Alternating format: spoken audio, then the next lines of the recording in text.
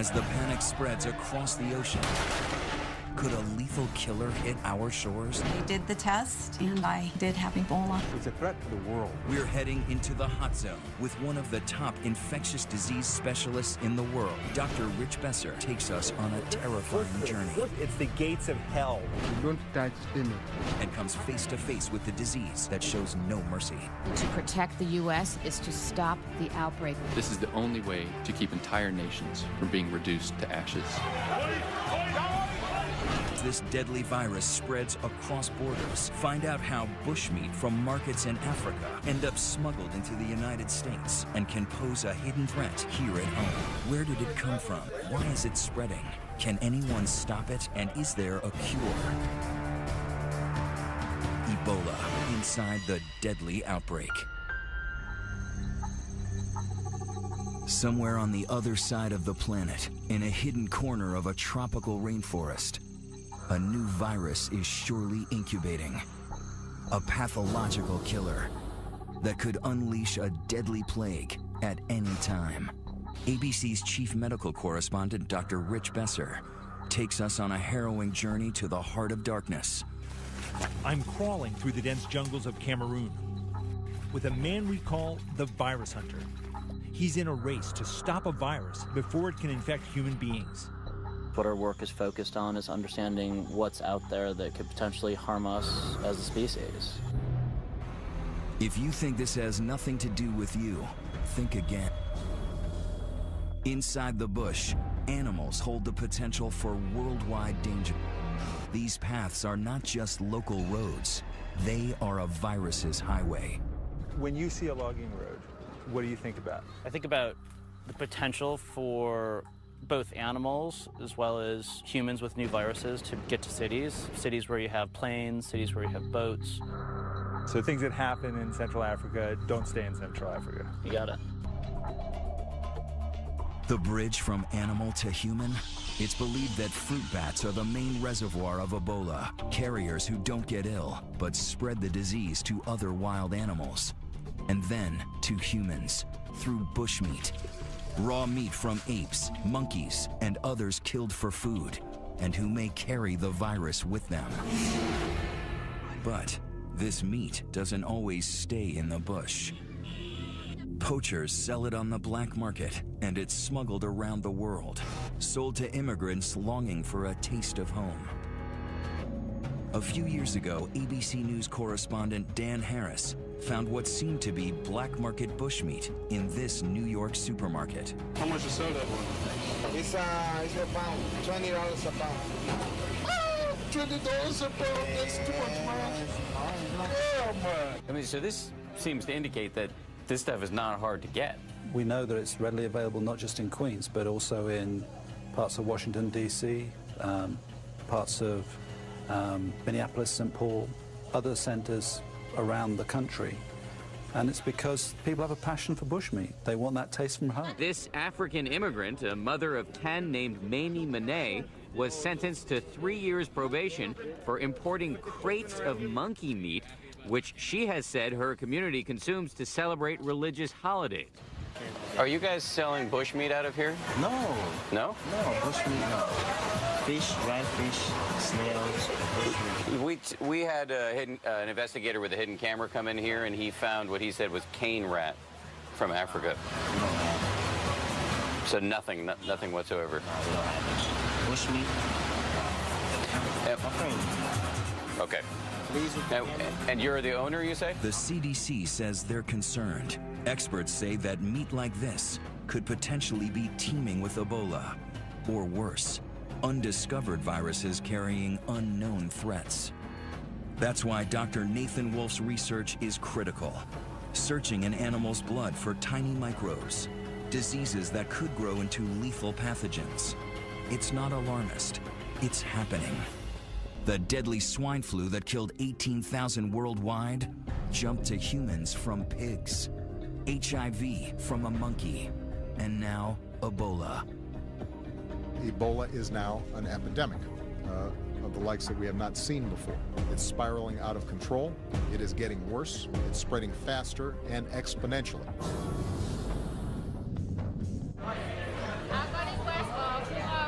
Ebola's hit the hardest? Okay.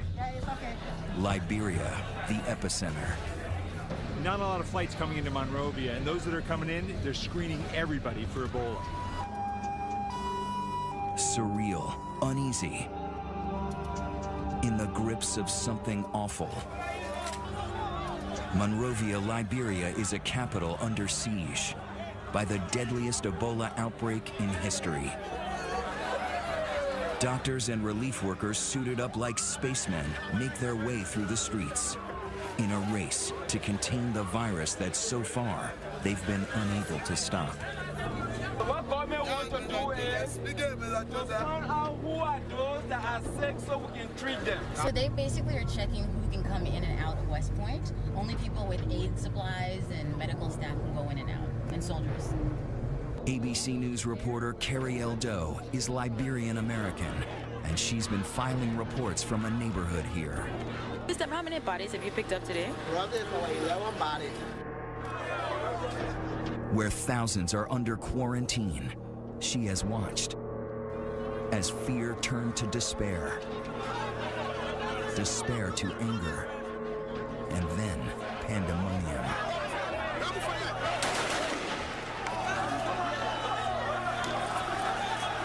There's been looting and rioting. The only routes out are ones nobody wants to take, by ambulance, straight to an Ebola treatment center, or in a body bag.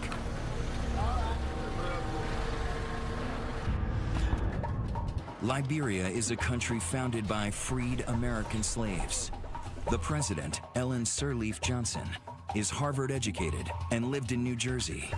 And the main hospital is named for our own president, John F. Kennedy.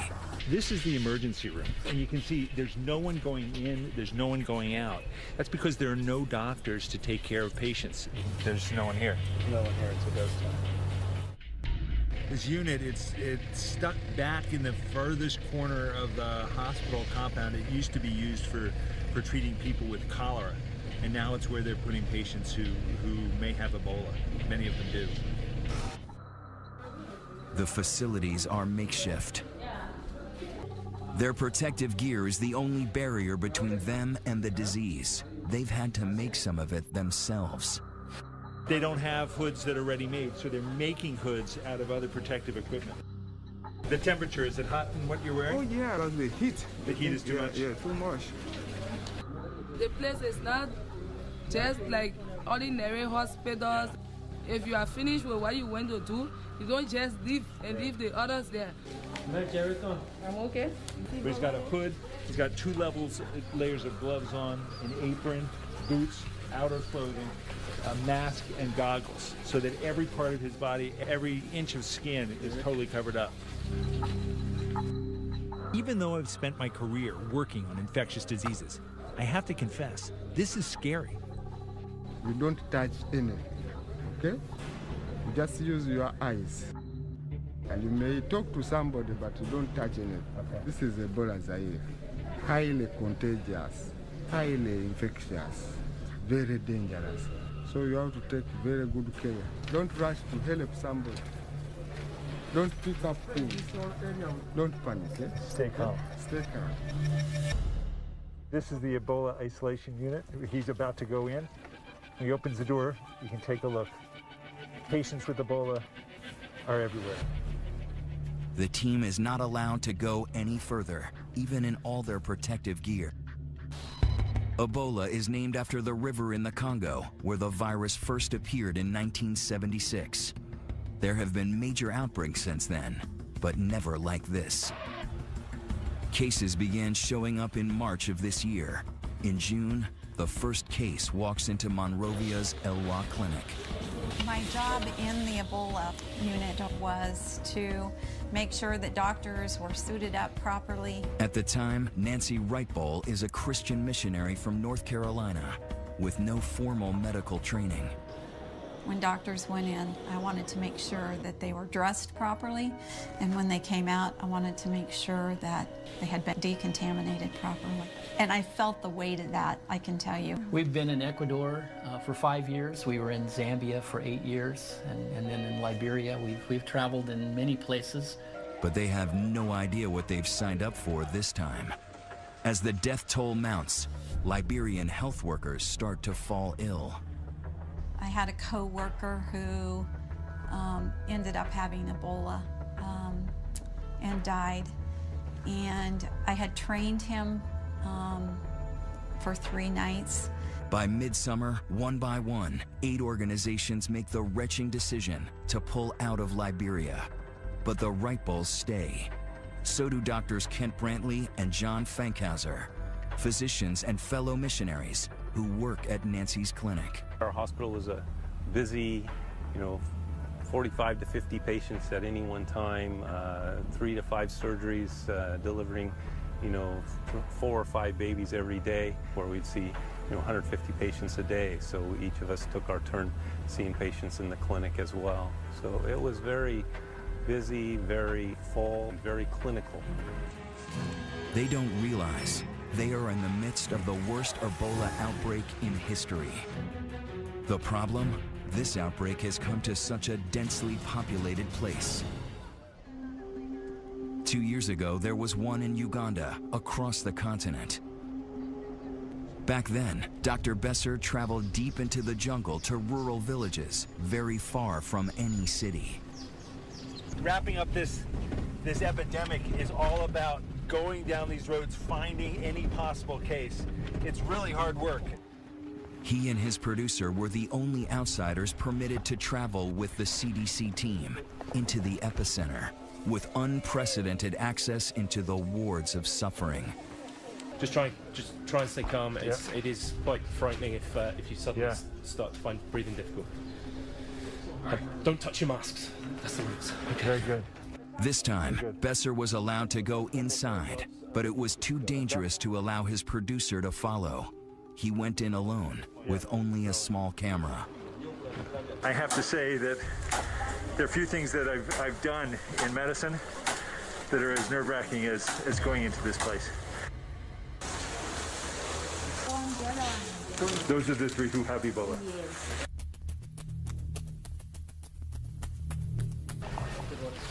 I'm doused with bleach again and again. It's hot in there. This outbreak was ultimately brought under control. Its isolation made it more possible to contain. But Ebola didn't go away. It may have been as early as December that this latest strain came out of the jungles in Guinea, along the open borders of 3 countries. And when it hit Liberia's biggest city, it exploded with a vengeance. Ebola travels through contact with bodily fluids, blood, diarrhea, vomit. And this is what makes this outbreak so dangerous. In an urban area with people packed on top of each other, Ebola has been almost impossible to stop. This is not just a threat to Liberia. This is not just a threat to West Africa or Africa. It's a threat to the world. If we don't turn it around, for every day it continues to spread, there's more and more risk of spread to other countries in Africa, other countries around the world. There is no way we can seal off and isolate a country, even if we wanted to. The real fear is that it could mutate into a smarter virus, turning airborne. It could infect with a single sneeze, as millions of lethal pathogens fly through the air. In airports, crowded subways, children's playgrounds. A global pandemic that knows no borders. Coming up, a call to action. We have to move with force. As the virus turns on the American volunteers, brave enough to stand in its way. Really pretty sick. So they did the test. I did have Ebola.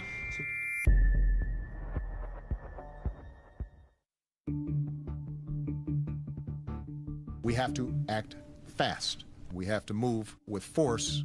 President Obama now sounding the alarm, sending 3,000 U.S. troops and 100 specialists to West Africa, to the front lines of the battle against the deadly Ebola virus. Faced with this outbreak, the world is looking to us, the United States. Joining healthcare workers who have come from all corners of the globe in a race against the clock.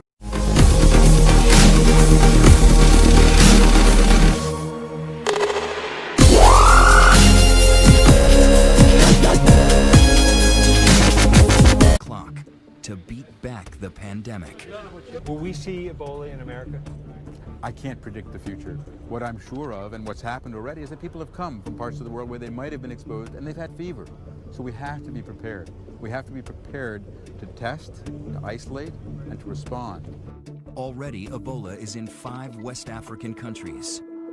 The epicenter, Monrovia, Liberia. At the request of the Liberian government, we're going to establish a military command center in Liberia to support civilian efforts across the region. Henry Gray is running logistics here for Doctors Without Borders. So this is a 240 square meter tent. Building clinics here as fast as they can. This group is on the front lines of every health crisis in the world, but even they are overwhelmed. How much room do you have now in the 120-bed unit? The 120-bed unit is full. It's full. Full. And the patients who come here who need care? Unfortunately, we have quite high mortality amongst the patients, so that frees up space. Before this outbreak, what's the largest center you've ever designed? Earlier in this outbreak in West Africa, I think we went up to about 80 beds, but prior to that, around 40 beds. 40 beds? Yeah. And here, 10 times that? 10 times. Is the virus winning? The world has never seen Ebola as we're seeing it now, and the challenges are enormous. Ebola is sneaky. The first symptoms look just like flu or malaria. Achy muscles, a headache, fever. The patients have probably delayed coming in, tried to convince themselves they don't have the virus. Going into the triage unit here at JFK Hospital, that's where they try and sort out whether a patient coming in has Ebola or something else. They are having diarrhea, stomach pain, vomiting, some are bleeding from the mouth. Another person is bleeding from the injection site. And how will you know if that's Ebola or something else?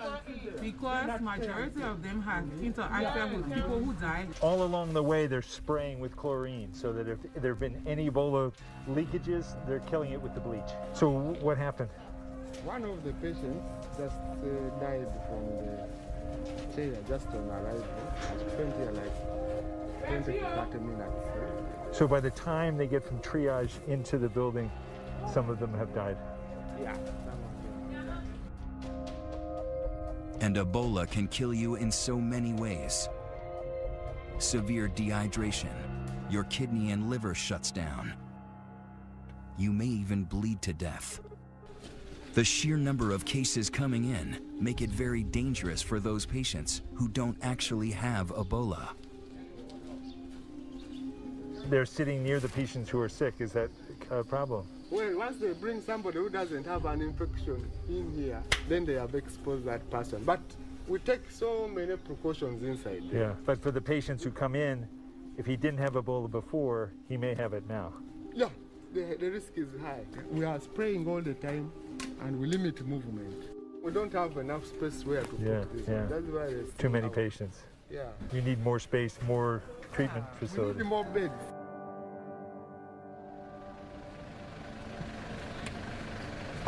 When Dr. Besser came back to the clinic the following day, they had 10 more dead, 30 more sick, and they were turning patients away. How many patients are you seeing? How many? 80. Yesterday they said there were 60. They keep coming. There's 3 patients waiting to be seen, but nowhere for them to go. No beds. It's full. At the Elwha Clinic, Dr. John Fankhauser is relieved that reinforcements are arriving. For most of the summer, he and his colleague, Dr. Kent Brantley, were among the few American doctors who stayed.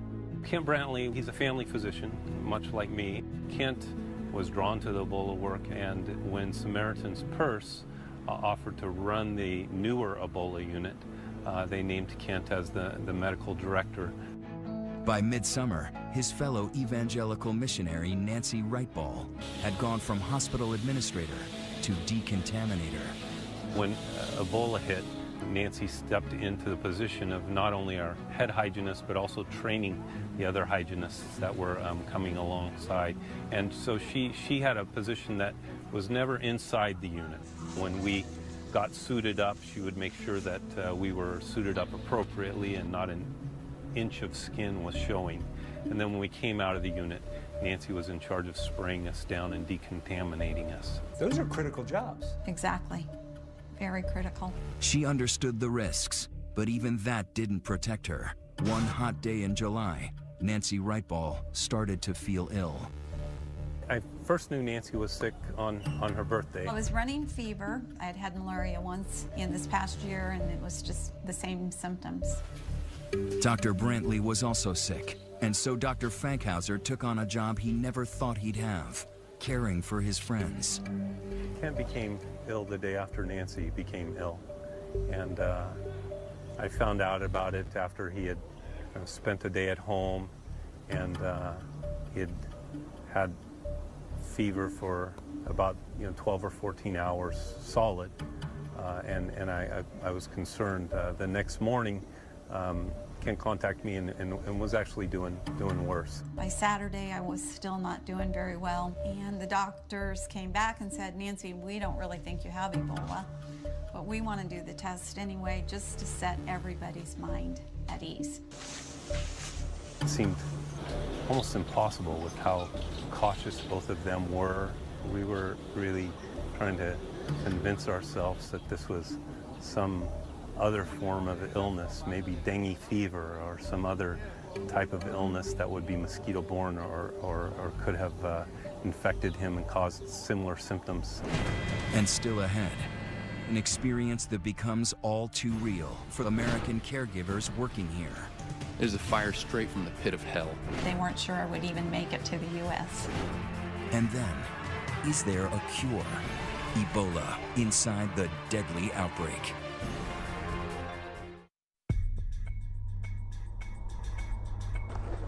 Here in Liberia, in the grips of the deadly Ebola epidemic, It's not fair to us. even the heroes are scared. Doctors and medical volunteers are vulnerable. In some outbreaks, they account for a quarter of all Ebola deaths. We closed off our program in April of this year. It just wasn't safe. We didn't think that we had the necessary precautions to do it safely. American doctor James Sirleaf is the son of Liberian President Ellen Johnson Sirleaf. He left his practice in Georgia to help with the crisis, only to find panic and chaos. The NGO community has mostly left. Yeah. We had to pull our physicians. We can't risk. These people are not Ebola trained doctors. It's just not safe to have them here. While others pulled out, many of those who stayed were missionaries. And by early August, Americans Dr. Kent Brantley and Nancy Wrightball had serious symptoms. How do you tell the love of your life that they've contracted a deadly disease and that there's, a chance, a great chance that she might not survive? It fell to Nancy's husband David to deliver the diagnosis. He said, I want to tell you that Kent, Dr. Brantley, his Ebola test has come back and it's positive. It was hard to hear that. And then David said, and Nancy, you have Ebola also. The odds are not good. Among Liberians, more than half of those with the disease are dying. There is one slim hope, a new drug called ZMapp still being tested on monkeys. Dr. Brantley is the first human patient. Their charities hire a plane to transport them home over 4,000 miles in a specialized medical isolation pod, sealed to protect everyone on board. When I got on the flight in Liberia, I wondered if I would ever see David again. We felt like it was pretty critical. I don't remember much of the flight at all. Pretty dehydrated, really pretty sick. They weren't sure I would even make it to the U.S. They are taken to Emory University in Atlanta, a different medical universe. One of 4 high-tech centers in the country designed to handle the most deadly and contagious diseases. People who say that you should not have been allowed back in the country, it's just too dangerous. What do you say to that? I would say that in coming back into the country, we understand the concern for public health. Having said that, there have been established procedures and protocols that we took very great care and observing. Most important, Nancy is isolated from everyone, even her own husband. It's a really lonely place to be. We put our hands on the glass, and you know, I told her again, she's the most beautiful woman I know.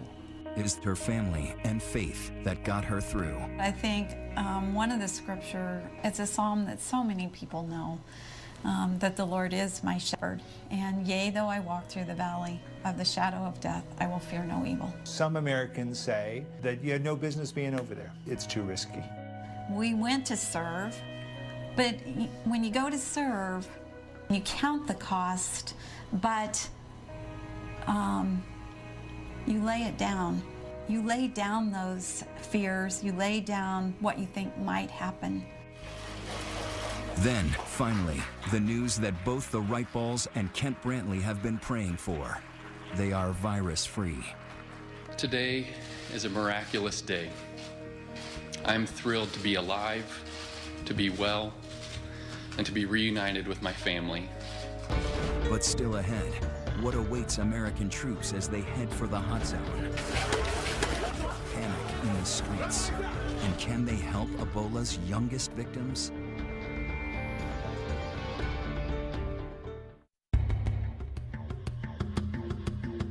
It looks like a war zone. The West Point slum in Monrovia, Liberia. Population over 50,000.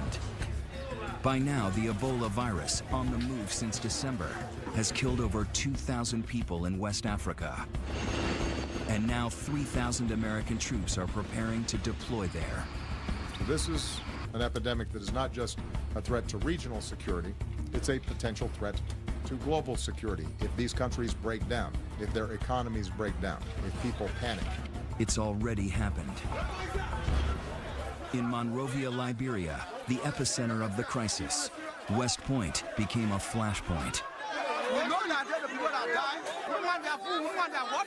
The panic started in mid-August when the government set up an Ebola holding center there. They quickly filled up with people like Finda. The other adults in her family are dead, so she has 6 kids with her, and her nephew Sa is sick.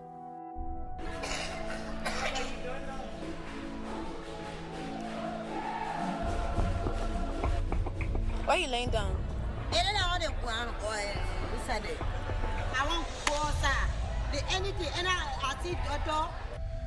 Her young sister, another nephew, and her own 2 boys aren't ill, but they all wait with Sa, amid other patients who may have Ebola.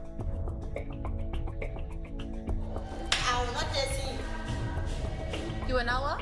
I will not touch him. Touch him. I will not hold him now. Why? Because I say, I get it in my hand. It's so self-full. I'm so self-full, man.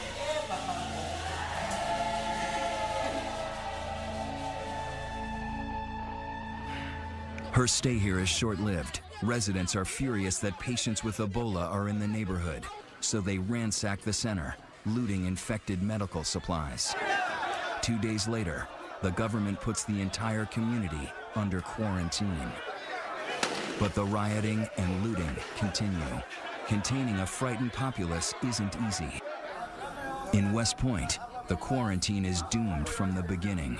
There where the string across is, that's where people cannot go past. That's the line. The quarantine line. Yes. And the idea is that the germs will stay on that side of the line. I guess so. Yeah. That's just absurd. Yeah. But when people are scared, they do crazy things. I've never seen a quarantine area like this. They haven't used quarantines like this, where you shut off whole parts of cities, since the Dark Ages. Behind the barriers, there's people who can't come and go. They've been in this compound for 7 days? 8 days. Why? They said they're doing a quarantine. It's like you're in prison. In prison. No movement, nothing. This is our home, and this is someone's problem, but they have kept us here, keeping us on a hostage. For some, no food, little water, and no power. Very bad. Very bad. You know, you can live in a dark place just like you're an animal. Meanwhile, Finda and her children are living on the streets, afraid her house is infected with a...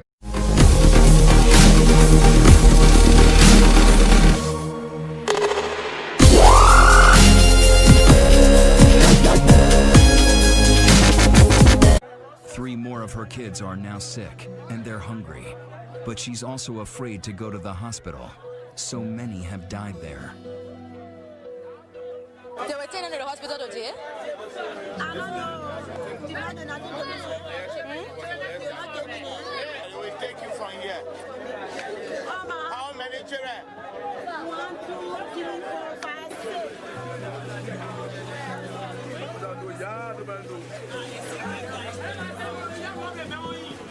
Like it or not, like so many others, she is forced to go.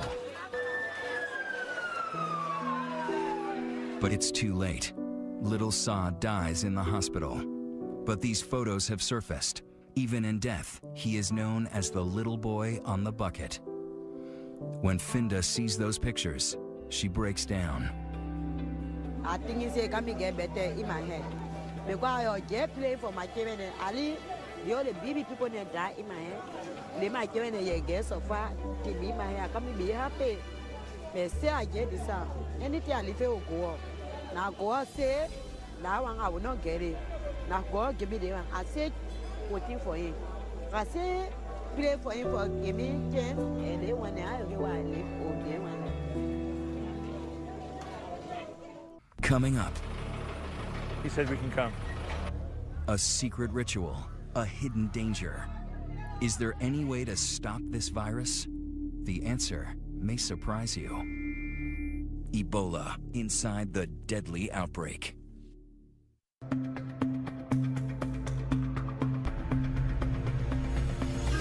I never thought I'd be in pursuit of death. We're chasing one of the burial teams that's been put in place to properly dispose of people who die from Ebola. But in Monrovia, Liberia, Ebola is spreading uncontrollably. One of the main ways Ebola is spreading in West Africa is through burial practices, the ritual cleaning, the other things that are done around burial. If they can't change that, the feeling is there's no way to control Ebola in West Africa. Officials are on the hunt to find these bodies, test, and burn them before more people get sick. At JFK Hospital, the dead are taken out through the back door. We can come to this side. Yes? We're beckoned in by part of the burial team. He said we can come. Don't touch anything. Don't touch anything.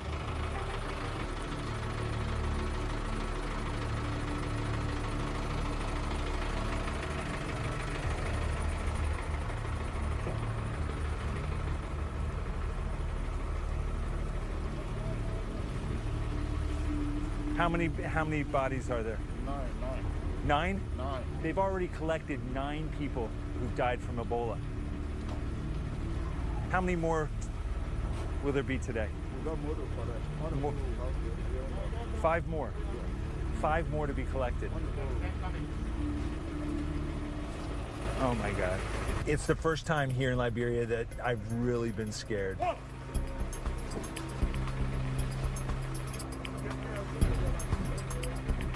This is incredible. You know, seeing a truck cart away 10 bodies of people who died from Ebola. It's the gates of hell, going into that treatment ward and knowing that the odds are you're going to come out in a body bag. The scenes here in Liberia are grim reminders of what can happen when a virus breaks into the human population.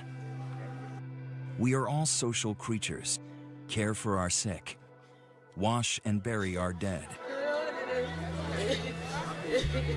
And that is, in the end, what makes human beings so vulnerable to Ebola. It's why one of the biggest problems here in Monrovia are burials. Bodies may be covered with viral particles that can infect any who touch them. Funerals are a common source of Ebola's spread. ABC News producer Carrie L. Doe was with a burial team as they attempted to recover a body from a grieving family who doesn't want to part with it. Why do you want to bury the body today? Because the man is a Muslim man. So we won't bury the body today. Won't do our own burial, won't bury the man today. If we say the people can go out to bury the body in our place, it's not anything. But won't bury the man today. But what if he does have it? What if he did have Ebola? The man not have Ebola. The bodies are packed up, never to be seen again. This is where they end up, a pile of ashes, beside the next bodies ready to be burned. Sometimes the bodies are taken before they're even tested. It leads to mass denial that loved ones ever had the disease.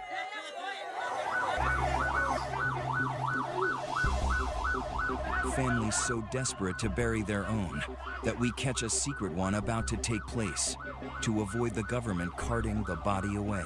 Where were you all taking the body? The boys were caught by vigilant neighbors, disgusted that they might spread the disease in the neighborhood, an unforgivable crime. That thing is very, very terrible. For you sitting in the car with that body, it's terrible. They brought all the Ebola for us out. They put in the community straight away, y'all.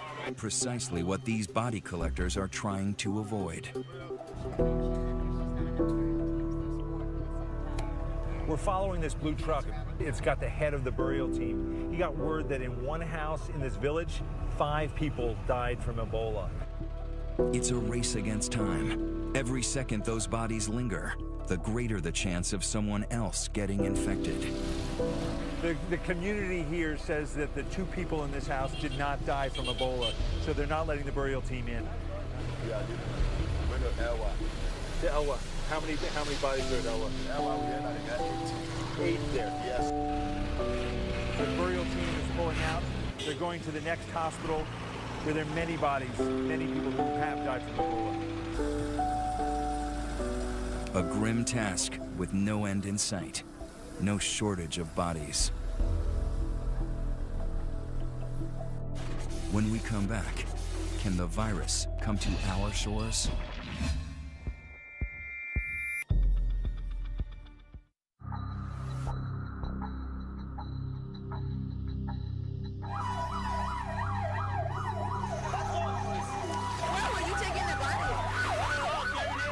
It is a fire. It is a fire straight from the pit of hell. We cannot fool ourselves in thinking that the vast moat of the Atlantic Ocean will protect us from the flames of this fire. An impassioned warning from a man who knows Ebola's wrath all too well. American doctor Kent Brantley knows he's lucky. The medicine he took is not a definitive cure for Ebola. Others who were treated with it have died. And as the U.S. puts boots on the ground in West Africa, cases there double every 3 weeks. An already very weak public health system is near collapse in these countries. Patients are being turned away, and people are literally dying in the streets. And it's a struggle to keep infected patients quarantined. This video captures hospital workers trying to subdue a man who ran away from the Ebola ward. Even one case undetected can wreak havoc. A few weeks ago, a Nigerian diplomat with Ebola slipped out of his quarantine and fled to the global oil hub of Port Harcourt, where hundreds of workers from all over the world live. He was secretly treated by a local doctor in a hotel room. That doctor died of Ebola, but not before treating dozens of patients that could have infected others. Now, more than 200 people are being monitored for the virus, leaving all of Nigeria at risk. This matter is big, not just for Americans, for everyone in the world. This is an unprecedented health threat, and if we don't stop it here, we're going to be dealing with it for years around the world. As the world focuses on containing Ebola, there is hope that it can finally be stopped. Scientists are right now racing to develop a cure. The NIH is testing a new vaccine, while Japanese researchers say they've developed a method to detect Ebola in just 30 minutes. And the latest breakthrough, doctors in Nebraska have injected Dr. Rick Sacra with antibodies from his colleague Kent Brantley's blood, and he seems to be responding. The best way to protect the U.S. is to stop the outbreak in West Africa. What can be done to save the lives of people who already have Ebola? We give them the best. There are some who are doing well, like I can call you. Croma! Now, there are some who overcome it, like this guy. How are you, my dear? Hello. Come near here. But How are you? Cross the water here. Yeah. How are you doing? You have been here for how long? How many days? 1 week, 1 day today. 1 week, 1 day? Yes. And how do you feel today? I'm okay. Jumping. And when will you go home? I want to go home today. Today? Yes. What do they say? When can you go home? And? When can you go home? When? Now. And a joyful homecoming for Liberian Dr. Philip Ireland, who contracted Ebola after bravely treating so many in his native country. You've survived Ebola? Yep. I've been through hell. Okay, I've seen death, and I walked through the valley of the shadow of death. And just to see the sun and to see the trees and to see my children, my wife, and just to be with them. Right now, I'm very grateful. I'm happy just to be alive. His words echoing a fellow survivor, American Nancy Wrightball. But already unstressed.